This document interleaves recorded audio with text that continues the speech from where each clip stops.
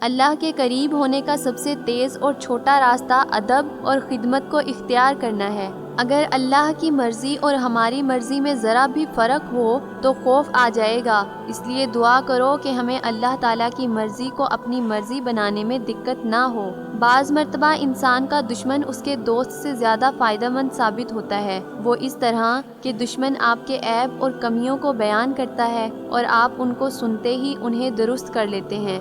جس کا مقصد جنت ہو وہ پھر خواہشوں کو اپنا مقصد نہیں بناتا۔ جب اللہ کسی سے خوش ہوتا ہے تو اس کے لیے نیکی آسان اور گناہ کو مشکل کر دیتا ہے۔ جو شخص اللہ تعالیٰ کو اپنی امیدوں کی پناہ گاہ ٹھہراتا ہے، اللہ تعالیٰ اس کے دین اور دنیا کے سب کام پورے فرما دیتا ہے۔ اپنے جسم کو ضرورت سے زیادہ نہ سنوارو، اسے تو مٹی میں مل جانا ہے۔ سنوارنا ہے تو اپنی روحوں کو سنوارو، کیونکہ اسے اللہ تعالیٰ کے پاس جانا ہے۔ طاقت رکھتے ہوئے معاف کرنا، شرمندہ نہ کرنا اور بھول جانا اللہ کے قریب ہونے کی دلیل ہے۔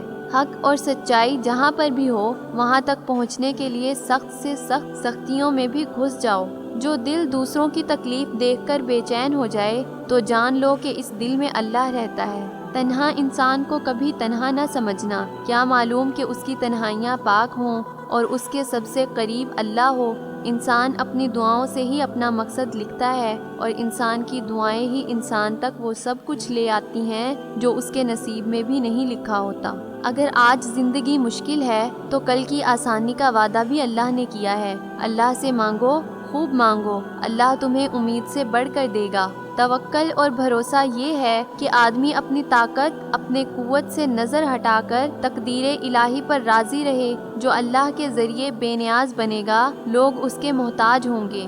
خدا اس بات سے بے حد بلند ہے کہ جس کو وہ دنیا میں گناہوں کی سزا دے چکا ہو اور پھر آخرت میں دوبارہ اسے سزا دے۔